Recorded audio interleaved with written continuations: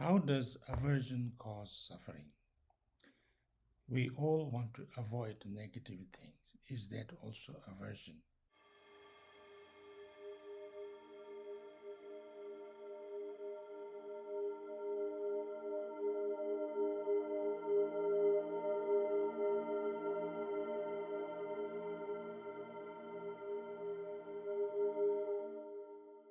In our last question, we talked about 6 realms. This is something, maybe those who don't have that background might not understand or might not believe in. That's understandable. But the most important thing is about the emotions that are, that are presented there. Say that if you are, you have lots of money and you have, all kind of physical pleasures, and you have people around you who are kind and nice and things like that. Everything is okay. But if you were, you had lots of anger, if you had lots of greed, if you had lots of jealousy, if you had lots of, confusion, if you had lots of, clinging to things, would you be really happy? You wouldn't be, however good, however nice a house you are living in, however, much money and all other things you have, how much all other things are positive, you wouldn't have a very happy and, a good life if you are so much in this kind. That's why these emotions are called, mind poisons, and that's why they are regarded as the causes of our suffering. Now, if you look at this, state of mind, too much anger and jealousy, and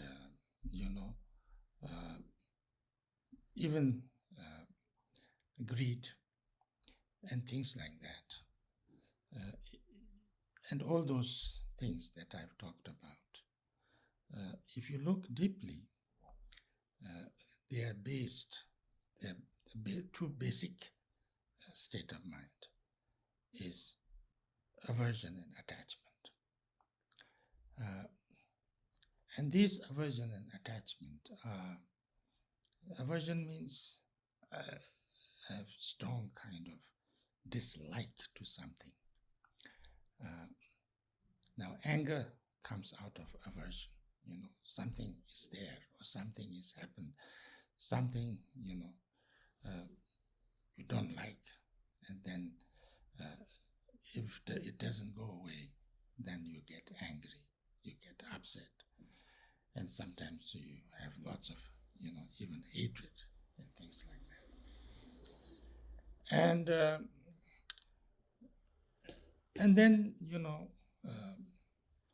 and why aversion? Because you have, you want something else. You like, you are too much attached to, you are too much grasping to something else. And therefore, if you are too much greedy, then if you don't get what you want, and you cannot get everything you want, then you get angry and you have aversion. So therefore, it brings pain, it brings suffering. You cannot have a peaceful state of mind, a contented state of mind, satisfied state of mind, things like that. So therefore, but we all want, yes, to avoid negative things. That's, of course, that is okay. We should want to, we all necessarily want to avoid negative things. But,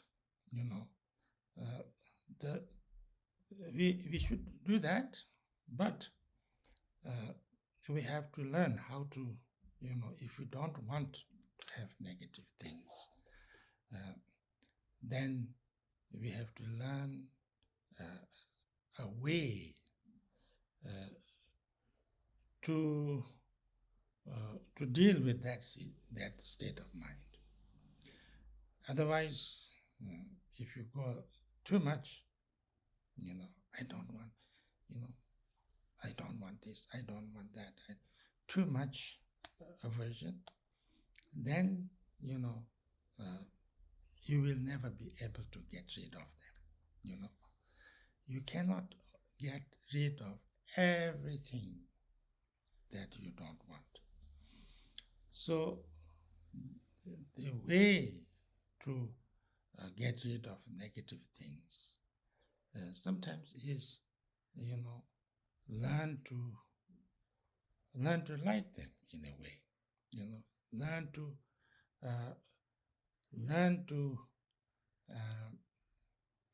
find something useful or something that you can learn from that you don't like, or learn how to deal with this state of mind that I don't want that, or of course you can also do something, try your best to let go of things that you don't want, but that alone will not really solve the problems, because you have to have a little bit of middle way